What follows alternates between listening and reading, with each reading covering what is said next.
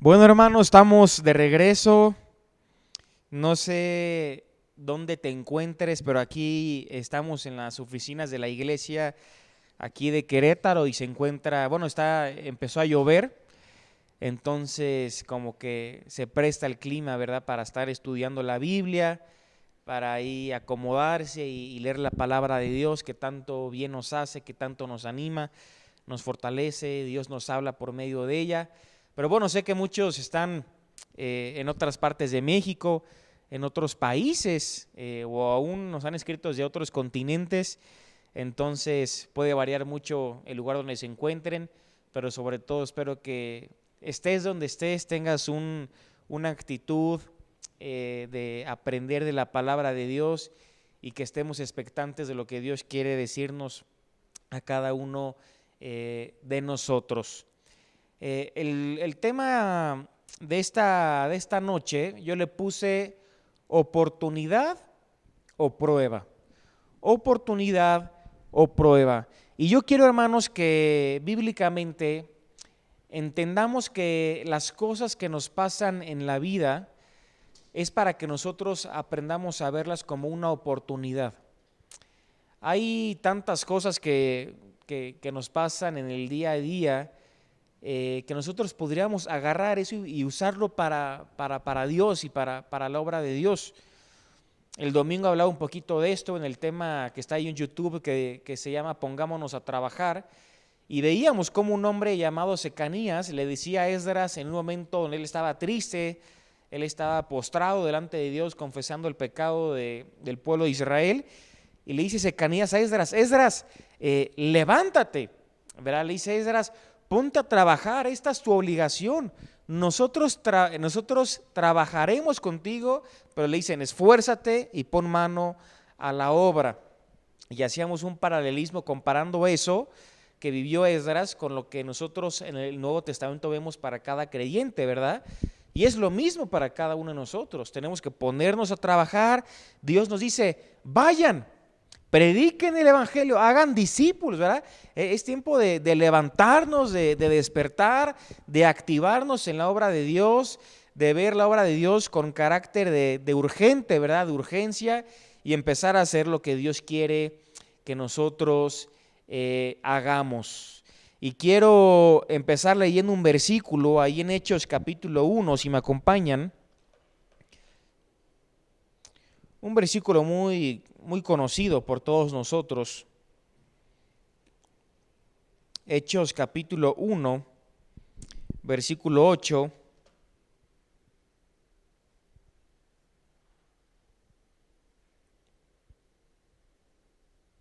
Nos dice lo siguiente: pero recibiréis poder cuando haya venido sobre vosotros el Espíritu Santo, y me seréis testigos en Jerusalén, en Jerusalén, en toda Judea, en Samaria y hasta lo último de la tierra. Nosotros, hermanos, si recordamos un versículo de parte del apóstol Pablo, allí en Romanos capítulo 1, si no me equivoco, el versículo 16, no lo busquen, simplemente lo menciono. Pablo dice lo siguiente: porque no me avergüenzo del evangelio, porque es poder de Dios para salvación. Y ahí dice, al judío primeramente, pero también al griego. Entonces fíjense que dice Pablo, yo no me avergüenzo de este mensaje, ¿verdad? Porque es poder de Dios para salvación a todo aquel que cree. Al judío primeramente, pero también al griego. Entonces vemos cómo en ese versículo ya nos dice que la salvación viene de los judíos, viene de Israel. ¿Pero por qué? Porque Jesucristo nació ahí, ¿verdad? Porque ahí nació el Señor Jesucristo. Entonces dice, por eso dice al judío primeramente, porque si vemos el libro de los Hechos nos damos cuenta que al principio únicamente le predicaban a judíos, pero después vamos leyendo cada capítulo y los judíos empezaron a dar cuenta a los apóstoles que los gentiles, o sea, las personas que no eran judías, también eran receptivas al evangelio y que también respondían con fe a la obra de Jesucristo. Entonces ellos se dieron cuenta cómo Dios quería no solamente que la salvación la encontraran sino solamente judíos, sino también gentiles. Y por eso vemos ahí en Hechos capítulo 10, cómo Pedro va a la casa de Cornelio, uno de los primeros casos que tenemos registrado en la Biblia, de los primeros gentiles que se convirtió. Dice que se convirtió él y todos los que estaban en su casa. Pero vemos cómo la salvación empieza, ¿verdad? Primeramente en los judíos, pero también al griego. Y este versículo de Hechos 1:8 justamente hace esa misma, nos marca eso mismo, ¿verdad? Porque dice, primero ¿en dónde? En Jerusalén. Después ¿dónde? En toda Judea. Y después en Samaria. Pero ahí no se queda la misión de Dios, sino que dice, y hasta lo último de la tierra. ¿Ver? Hasta lo último de la tierra. Y nosotros sabemos que cuando creemos en Jesucristo como nuestro Salvador, dice la Biblia que somos sellados con el Espíritu Santo. Dice Pablo en Efesios capítulo 1, habiendo oído, ¿verdad?, el mensaje de vuestra salvación y habiendo creído en él, ¿qué fue lo que sucedió? Fuimos sellados con el Espíritu Santo de la promesa. Y es justamente lo mismo que aquí Jesús menciona. Íbamos a recibir poder cuando viniera sobre nosotros, ¿quién? El Espíritu Santo. La pregunta es, ¿cuándo viene sobre nosotros el Espíritu Santo? Lo acabamos de mencionar, Efesios capítulo 1. Cuando oímos el Evangelio, cuando creemos en él, en ese momento somos sellados con el Espíritu Santo. Por eso una frase muy común que decimos en las iglesias o que cantamos de Espíritu Santo, ven sobre mí, desciende, entra en mi vida. Si tú ya has creído en Jesucristo como tu Salvador, tú ya tienes al Espíritu Santo. Ya somos templo, el Espíritu Santo ha hecho morada en cada uno de nosotros. Y no es como que el Espíritu Santo se sale, vuelve a entrar, se sale, vuelve a entrar. No, es un sello que nos habla de permanencia. Es un sello ya que no se puede cambiar por nada. Entonces, el Espíritu Santo que está morando dentro de cada creyente, dice, es poder. ¿Pero poder para qué? Dice, para ser testigos. Me gusta porque una vez yo estaba leyendo estaba en una clase en cuanto a fundamento pastoral y el pastor que estaba dando las clases, él mencionaba, ¿no? Y era como una clase a puros pastores. Y él preguntaba, ¿cuál será el secreto para hacer crecer las iglesias? ¿No? Y obviamente había muchas opiniones. Y de hecho él nos puso ahí en la pantalla, era por Zoom, nos puso como 10 libros cristianos que hablaban acerca de cómo hacer crecer una iglesia, ¿no? Y hablaban muchos de mercadotecnia, de estrategias, de las nuevas generaciones, de nuevos métodos, nuevas formas, de que la iglesia tiene que estar de esta manera y esto de toda esta manera. Y él decía, pero esa no es la manera de hacer crecer una iglesia. Para que una iglesia crezca, la mejor manera como es justamente cumpliendo y obedeciendo lo que dice este versículo, siendo testigos. Siendo testigos. Imagínense, hermanos, si cada creyente que asiste a una iglesia, sea la iglesia que sea, cada creyente desde el área donde ellos están, se decidieran a ser testigos del Señor Jesucristo, ¿a cuántas personas estaríamos atrayendo hacia Dios? Y por automático, obviamente, atrayendo hacia la iglesia. Y es la misión de Dios para tu vida y para mi vida, poder ser testigos de lo que Jesucristo ha hecho en cada uno de nosotros. La palabra testigos aquí en Hechos es la palabra mártir, ¿verdad? La palabra mártir. ¿Y qué es un mártir? Una persona que da su vida por la causa de algo. En este contexto, es una persona que está dispuesta a pagar con su propia sangre, con su propia vida, por la causa de Jesucristo. Un testigo es lo que vemos en Primera de Juan. Lo que hemos visto desde el principio, lo que hemos oído, lo que hemos contemplado, lo que hemos palpado con nuestras manos, esto les anunciamos. Entonces, ¿qué es un testigo? Una persona que da testimonio de algo que ha visto, de algo que ha escuchado, de algo que ha palpado, de algo que ha experimentado, de algo que ha conocido. Eso es lo que anuncia. Cuando uno va a un juicio y se presenta un testigo es porque vio la situación, es porque escuchó, es porque estuvo ahí, y como estuvo ahí, puede dar testimonio. O si tú y yo hemos conocido a Jesucristo como nuestro Salvador, podemos ser testigos. ¿Por qué? Porque hemos experimentado la obra de Cristo en nuestras propias vidas. Entonces dice la Biblia, y me seréis testigos, me seréis mártires. Era gente dispuesta a dar su vida por causa del Señor. Y dice, en Jerusalén, en toda Judea, en Samaria y hasta lo último de la tierra. ¿Verdad? Hermanos, esta era la misión de Dios.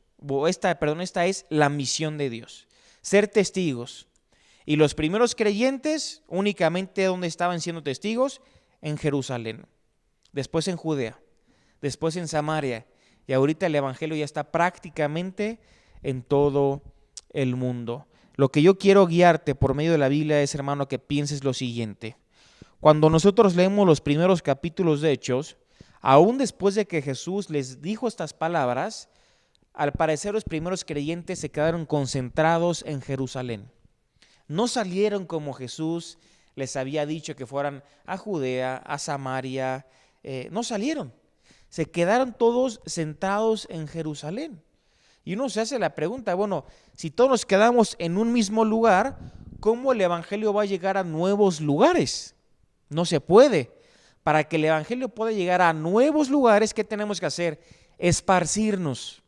Tenemos que ir, ¿verdad? Tenemos que alcanzar más comunidades. Tenemos que alcanzar más ciudades, más estados, más pueblos, más barrios. Tenemos que ir, porque si nos concentramos en un solo lugar, no lo podemos hacer. Entonces, los primeros creyentes se quedaron todos en Jerusalén y Dios tuvo que permitir algo para que ellos se esparcieran. ¿Verdad? Y vamos a Hechos, capítulo 8, versículo 1. Hechos capítulo 8, versículo 1.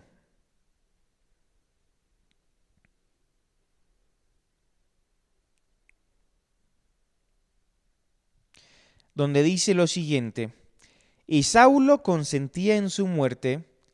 En aquel día hubo una gran persecución contra la iglesia que estaba en Jerusalén.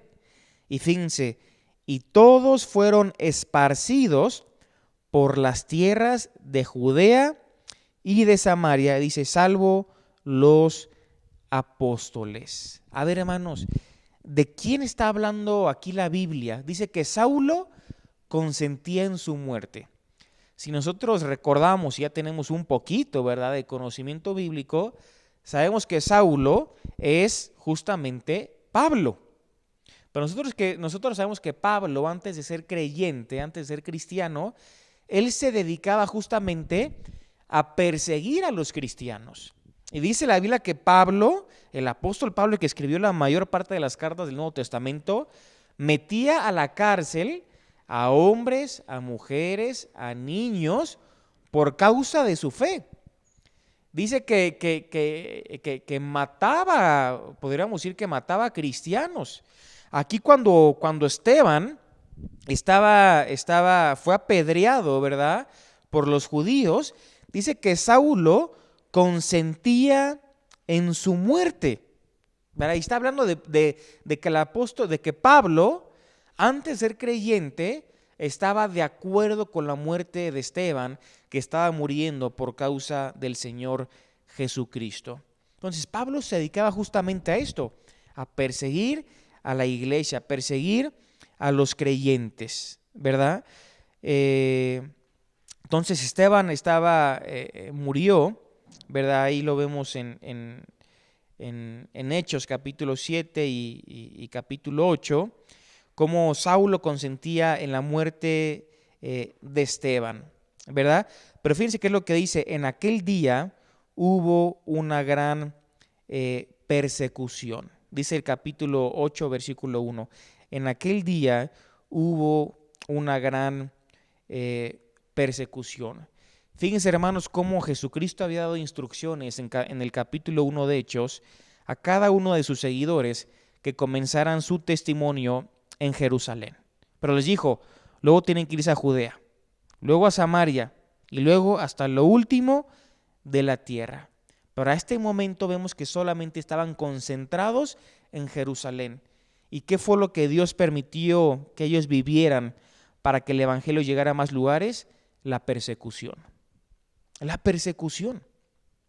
Ahora, hermano, no sé qué tanto sepas acerca de la persecución que vivieron los creyentes en esta época, pero son testimonios que uno lee y literalmente dice qué tipo de cristianos somos hoy en día. Si vemos cómo murieron la mayoría de los apóstoles, ¿verdad? Uno se queda impactado. Si nos vamos aún desde el Antiguo Testamento, por ejemplo, el profeta Isaías nos dice la historia que fue el profeta Isaías aserrado, ¿verdad? Y dice Hebreos también capítulo 11 y 12 que unos fueron aserrados, aunque ahí no dice el nombre Isaías, seguramente es una referencia a Isaías. O sea, literalmente aserrado es literalmente partido a la mitad, el profeta Isaías. Por ejemplo, podemos hablar del apóstol Pedro. El apóstol Pedro nos cuenta la historia que él murió crucificado, pero cuenta la historia que él lo crucificaron de cabeza porque él decía que no era digno morir como Jesús murió. Entonces él dijo, bueno, crucifíquenme de cabeza, ¿verdad? Porque no era digno de morir como el Señor Jesús. El apóstol Pablo, por ejemplo, murió decapitado. Juan el Bautista, que no era un apóstol, pero era un seguidor de Jesús, también muere decapitado. Juan, por ejemplo, sabemos nosotros que aunque hay algunas opiniones diferentes, algunos dicen que murió pues de viejito, pero hay otro Juan que estaba justamente en esa misma época, que era un líder muy importante ahí en la iglesia, que dice que lo quemaron con aceite, ¿verdad? Entonces podríamos hablar de testimonios de los apóstoles y todos murieron de forma terrorífica por causa del Señor Jesucristo. Hay un libro, por ejemplo, que se llama El mártir de las catacumbas y justamente nos traslada a esa época y cómo literalmente tenían que esconderse en catacumbas por causa de su fe. Y en las catacumbas apenas si veían la luz del sol. Estaban literalmente bajo tierra, escondidos, y ahí tenían sus servicios, ahí adoraban, ahí buscaban al Señor por medio de la oración, por medio de su palabra. Vemos cómo se nos cuentan historias de creyentes que fueron ahí al estadio de los romanos para hacer un show ante los romanos, cómo hacían un circo de cada uno de ellos, lo ponían delante de las fieras, delante de los leones, para que se los comieran, para que se pelearan entre ellos, cómo a muchos los apedreaban, y castigos y castigos y tortura a cientos y cientos y cientos de cristianos por causa de su fe. Y estaban siendo, ¿qué? Perseguidos. Yo estaba leyendo esta semana algunas historias y me llamó la atención de manera específica dos historias de aquella época. Una de una mujer creyente, ¿verdad?, con convicciones firmes en Dios y en su palabra, y esta mujer tenía 7 hijos, también creyentes.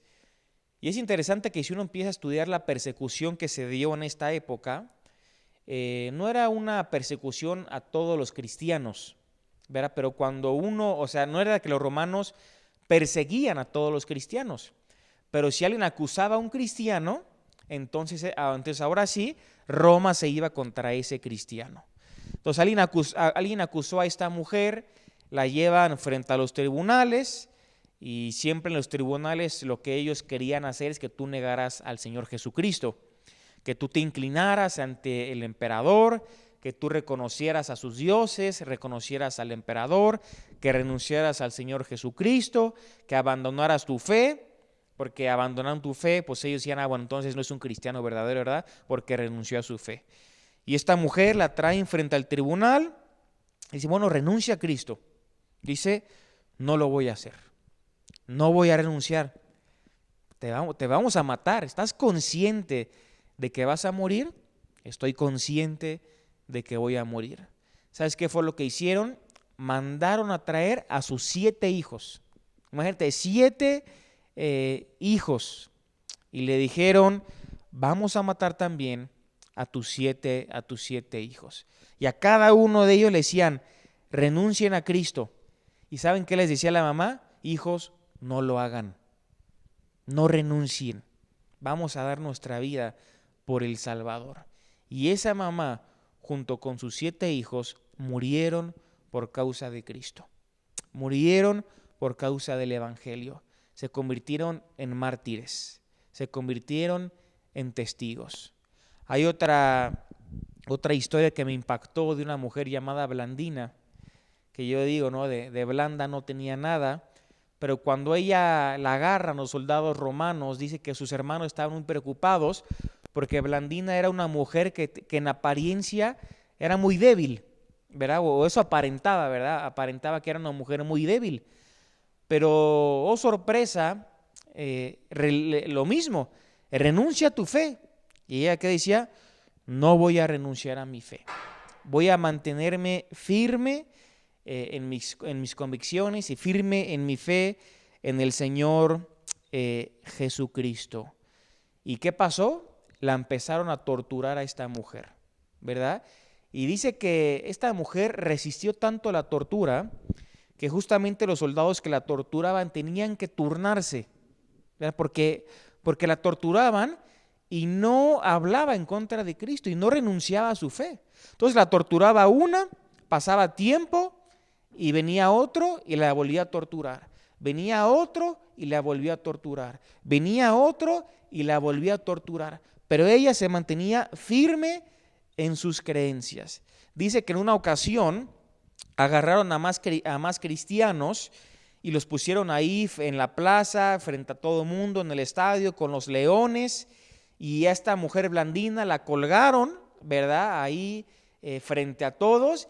Y dice la historia que ella, estando colgada, les gritaba a los creyentes que estaban ahí en el piso con las fieras a que se mantuvieran firmes, ¿verdad? A que soportaran, a que aguantaran.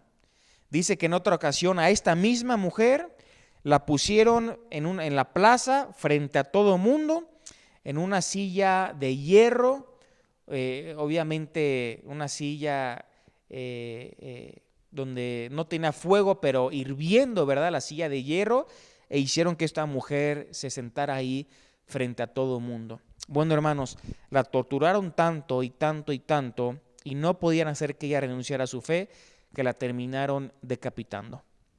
Le terminaron cortando la cabeza.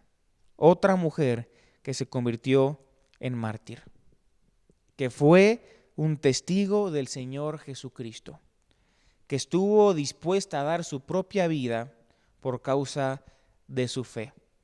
No sé si has leído un poquito acerca del emperador que tuvo Roma, uno de los más conocidos, Nerón. Y Nerón provocó una persecución muy grande en contra de los cristianos. De hecho, se dice que el apóstol Pedro y el apóstol Pablo murieron bajo la persecución que provocó Nerón. Pero Nerón era un hombre que estaba loco y en una ocasión Roma hubo un gran incendio en Roma. Y se dice que Roma en esa época tenía aproximadamente 14 barrios, ¿verdad? Y se dice que el incendio fue tan grande que 12 barrios se quemaron.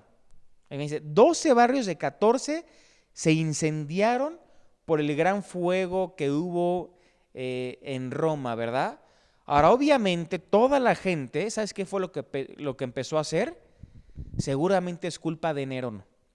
Seguramente la gente empezó a culpar al emperador porque decían, Nerón quiere destruir toda la ciudad para poder edificarla y hacer una Roma como él quiera hacerla. Entonces toda la gente empezó a decir, es culpa de Nerón, ¿verdad? Nerón mandó este incendio y todo el mundo empezó a culpar al emperador. Entonces Nerón dijo, no, esto no puede ser, se me está saliendo de las manos. Tenemos que culpar a alguien. Y justamente uno de los dos barrios que no se habían incendiado eran dos barrios que donde vivían gente donde vivían judíos y cristianos. ¿Y sabes qué dijo Nerón? Vamos a echarle la culpa a los cristianos. Vamos a decir que fueron los cristianos los que provocaron este incendio. Y la gente se tragó esa mentira y empezaron a perseguir a los cristianos. Y dicen que en una noche crucificaron a cientos y cientos de cristianos. Hermanos, cuenta la historia que hubo tanta persecución en aquella época que en la noche crucificaban cristianos para que funcionaran como antorchas humanas. Literalmente en las noches. Hoy nosotros tú caminas por cualquier calle, en cualquier carretera, y vemos faros que alumbran el camino. Bueno, en esa época Nerón mandó a que crucificaran cristianos para que fueran lumbreras, ¿verdad? Durante las noches. Imagínense la persecución tan grande que hubo en aquella época. Entonces, hermanos, fue justamente lo que dice aquí la Biblia en Hechos capítulo 8, versículo 1, ¿verdad? Lo volvemos a leer, donde dice, Saulo consentía en su muerte, dice, y en aquel día, Hechos capítulo 8, versículo 1, y en aquel día hubo una gran persecución contra la iglesia que estaba en Jerusalén. Dice, y todos fueron esparcidos por las tierras de Judea y de Samaria, salvo los apóstoles. Entonces, hermanos, la conclusión del mensaje es la siguiente. ¿Qué fue lo que Dios permitió que ellos experimentaran para que el evangelio pudiera llegar a más lugares? Lo que venimos hablando fue la persecución. Si no hubiera habido persecución, posiblemente se hubieran quedado todos en un mismo lugar. O posiblemente se hubieran esparcido, pero hubieran tardado más tiempo. Entonces Dios permitió que estos primeros cristianos fueran perseguidos para que al ser perseguidos ellos pudieran salir a más lugares y al salir a más lugares el evangelio pudiera llegar a esos nuevos lugares. Entonces uno podía ver la persecución como, Dios, ¿por qué tú permites esto? Dios, no entiendo. Dios, ¿cuál es tu plan? Dios, ¿cuál es tu propósito? O verlo desde una perspectiva diferente, empezar a ver la persecución como una oportunidad para que el evangelio pueda llegar a nuevas personas, a nuevos lugares. Y esto es, hermanos, lo que nosotros tenemos que entender, que Dios va a permitir cosas en nuestra vida y esas cosas que Dios permita en nuestra vida pueden servir como oportunidades para llevar el evangelio a más personas. Puede ser alguna enfermedad, puede ser que te mudas de una ciudad a otra, de un país a otro, puede ser que te despidan de tu trabajo y llegues a un nuevo trabajo.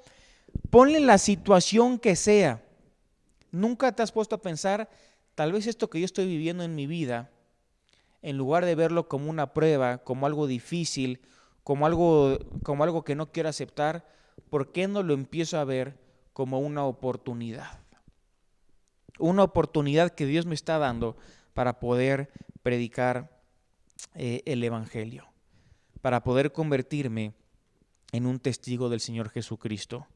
Entonces, hermanos, lo que nosotros tenemos que hacer es cambiar nuestra perspectiva, ¿verdad? Cambiar la forma en la que vemos las cosas, ¿verdad? Ya dejar de poner excusas, pretextos, de poner trabas y empezar a ver las oportunidades que Dios nos da. Conocemos personas que están enfermas y con enfermedades fuertes y difíciles y dolorosas, pero que en medio de esa enfermedad ellos están siendo testigos del Señor Jesucristo, con los doctores, en el hospital, con otros enfermos, con su testimonio, predicando el Evangelio. Conocemos gente que no entiende por qué, que de repente tiene que, por causas del destino, ¿verdad?, entre comillas, irse a otra ciudad y no entienden para qué, pero llegan a esa ciudad, empiezan a conocer personas, empiezan a predicar el Evangelio y empiezan a entender la razón por la cual Dios los llevó a ese lugar. Entonces, hermanos, veamos las cosas que nos suceden en nuestra vida como oportunidades para poder ser testigos. No sé qué estés pasando en tu vida, pero yo quiero animarte a esto, hermano.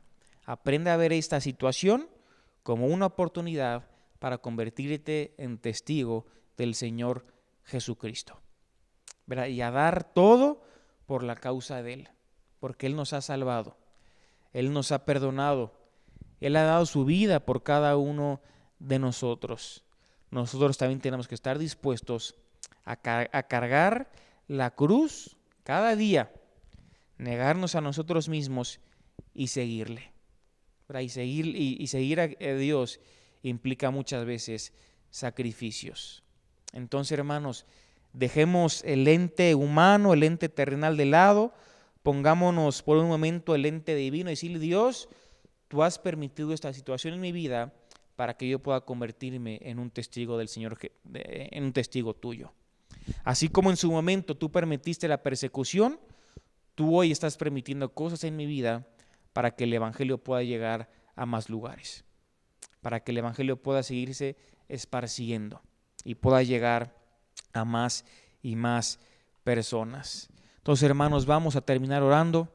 Yo espero que la palabra de Dios pueda desafiar tu vida y que hoy decidas ser un fiel testigo del Señor Jesucristo, sea donde sea, ¿verdad? No te estoy pidiendo vete a otro país, no, desde donde estás, desde la trinchera donde Dios te ha colocado, ahí puedes ser un testigo del Señor Jesucristo. Vamos a orar. Padre, gracias por tu palabra, gracias porque tu palabra es muy clara para cada uno de nosotros. Y Señor, vemos que la misión es la misma hace más de 2000 años a lo que es ahora ser testigos tuyos. El poder compartir con los demás acerca de lo que hemos experimentado, acerca de esta salvación tan grande que tenemos en Cristo Jesús, que Cristo murió por nuestros pecados, conforme a las Escrituras, que Él fue sepultado y que al tercer día resucitó conforme a las Escrituras. Que nosotros somos pecadores, que nuestro pecado nos separa de Dios, pero que Cristo vino para reconciliarnos contigo, reconciliarnos con el Padre. Y Señor, queremos contar de este mismo mensaje hacia los demás. Queremos ser testigos tuyos donde estemos y con quien estemos. Que nosotros podamos servir como instrumentos para poder llevar tu palabra a más lugares. Tú has permitido cosas en nuestra vida y hoy tú quieres que veamos esas cosas con un lente diferente. No verlo como algo malo en nuestra vida, sino empezar a verlo como una oportunidad que tú nos das para ser tus testigos. Gracias, Padre, por tu mensaje. Te pedimos que tú sigas trabajando nuestras vidas en el nombre del Señor Jesucristo. Amén. Dios los bendiga. Queridos hermanos, nos apasiona compartir la palabra de Dios. Y estaremos siempre agradecidos por su apoyo para con nosotros. Con ustedes hemos crecido de la mano del Señor. Y es hora de seguir compartiendo su palabra. Es un gusto poderles compartir la apertura de nuestro nuevo canal, Vida Nueva para el Mundo Querétaro, donde a partir de ahora podrás encontrar todas nuestras predicaciones y todos nuestros estudios. Ahora con más temas y enseñanzas, todo esto guiado con la palabra de Dios. Puedes suscribirte ahora mismo y activar la campanita para que no te pierdas ninguno de todos estos videos nuevos que estaremos subiendo. La liga a nuestros canales estarán apareciendo aquí en la descripción. Bueno, ¿qué va a pasar con el canal de Alan Alducin? Prepárate, porque vienen programas muy especiales. El canal no se va a quedar atrás. Vienen podcasts, programas especiales, Series y noticias y mucho más contenido. Siempre con el objetivo de poder glorificar a Dios. Dios nos ha puesto en el corazón esta nueva etapa que queremos compartir con todos ustedes. Y los queremos invitar para que formen parte de ella. Suscríbete a nuestros canales y quédate al pendiente de nuestro nuevo contenido. Un abrazo y bendiciones. Que tengan mucha paz.